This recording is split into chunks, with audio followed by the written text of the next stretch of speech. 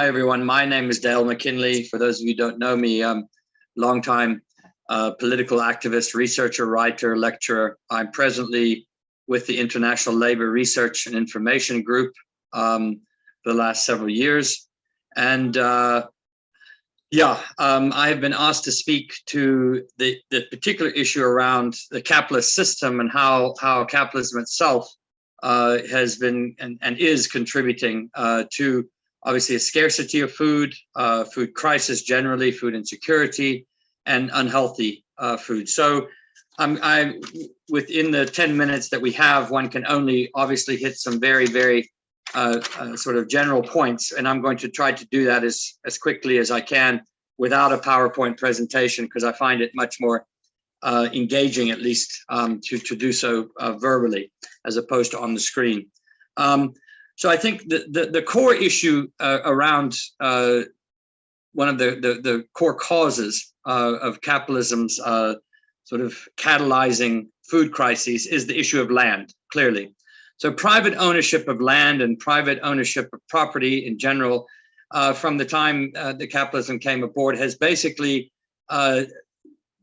eviscerated or destroyed to a large extent the ability of cooperatives, of communities, of peasantries, of a whole range of people without the means of production and certainly without a lot of capital to grow food and to own land and to use that land for particular food production, particularly for basic needs. So that's the first act of capitalism, as always, of colonialism, of imperialism, always been to take the land and to take it for their own purposes. And once that has been achieved, that's obviously a very large reason. Then what you have is the use of that land. And as capitalism has developed, because the logic of the capitalist system is one of pure profit and accumulation, it's not based upon need, on human need, as we know. Therefore, it logically follows that the use of the land is going to be given over to production of mass production of monocrops of foods. And that's exactly what has happened over the last many decades. As the capitalist economy has grown and as the food markets have grown, so too have the use of mono-agriculture, vast areas of land just being clear cut, not to mention the massive environmental destruction, the impacts on the climate that has, that have obviously begun to really be felt in the last few years. But this production of monocrops and mono-agriculture has basically destroyed the diversity of the food basket in many cases, and obviously also destroys the possibilities of local populations and others growing the kinds of foods that they need. So just to give you an example of one of the areas of monocrop, besides, for example, wheat or corn, or that is grown for example, the clearing of the Amazon, to grow feed for cattle that are then used in McDonald's burgers and the mass production of other kinds of fast foods and everything else. You have a whole range of different examples across the world of that. So it's land ownership, land use, and the ownership of seeds. So besides the ownership of land, what capitalism has done is that has begun to monopolize seed production and trying to monopolize and create genetically modified seeds that everybody is dependent upon. So every single farmer, everyone who grows is then dependent upon that corporation. In many cases, it was Monsanto previously for their seeds. And when you control seeds, you control the kind of food that can be produced and what can be produced. And obviously, you're going to make more money as a result of that. So that's another element of it. Then just mentioning several others, the capitalist system is one that is dependent upon a global market and a global network of trade. So inherently, what it seeks to do is it seeks to destroy localization. It seeks to destroy local markets, food markets, local food production, so that it can dominate those markets. And those markets become global. So what that in turn then does is it encourages the production of cash crops as opposed to food crops, because cash crops predominantly are ones that can make fairly easy, quick money for those corporations, those agri-corporations. So what you find is disincentives to actually grow food crops, even by small and medium scale farmers, and massive incentives to grow cash crops. One example in South Africa would be, for example, the growing of in Mpumalanga and Limpopo, the growing of massive amounts of macadamia nuts and avocados for the export market, when much of that land could be used for food production, which would be staple food production, healthy food production. That would be another area. So that model of basically monoculture, and also of obviously destroying the local production and import-export, this then encourages speculation. So what happens is massive amounts of food are produced, but much food is then stored and kept back and not distributed, because to hold on to it, one can speculate and the prices can then rise. And this is what happens when in a capitalist market, because it's about profit, it's not about need, it's not about meeting human needs. You get massive wastage of food, and you also get issues where, of course, the price of food has absolutely no relation to need. It has no relation to any kind of reality on the ground in terms of where people are. It's all about determined by a market mechanism, which is about speculation and making profit.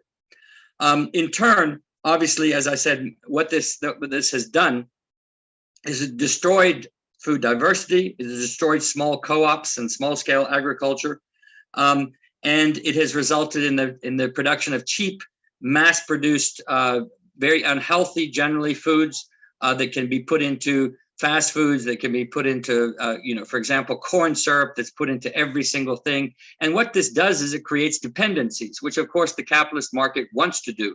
It wants to create dependencies of people on those kinds of cheap foods that are unhealthy, because that in turn creates more profits, not only in terms of the consumption of that food, but also in terms of the fact that it then supports other industries such as the capitalist medical industry, private healthcare, and other kinds of things as people get sick.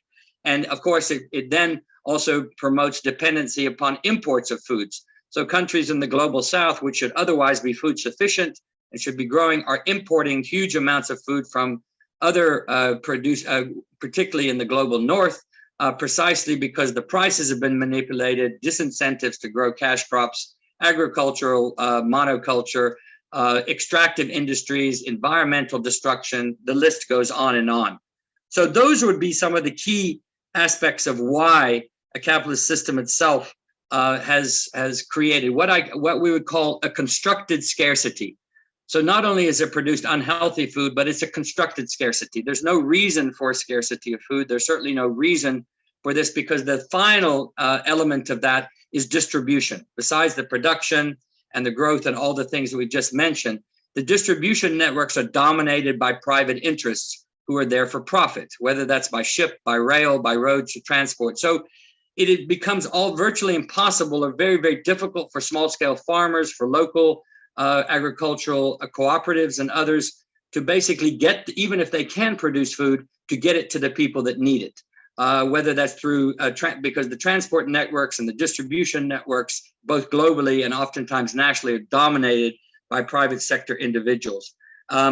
And that becomes the final problem. I was asked very quickly to mention something related to alternatives and others, and I would point us, there are many, many examples across the world. I think the most recent and most ongoing, exciting example is in Rojava in northeastern Syria, where a feminist, collective, socialist-led approach to agriculture and food production is taking place as we speak. And some of the principles, which I'll just mention because we don't have time to go into them, would obviously be a collective approach as opposed to an individualist approach, would be public and socialized ownership of land, not nationalized, because the last thing we want to do, for example, in South Africa, is to give ownership, more ownership of land to a state that is totally incapable of doing much of anything except stealing money and basically driving us even further into poverty. We can see what's been done to the parastatals.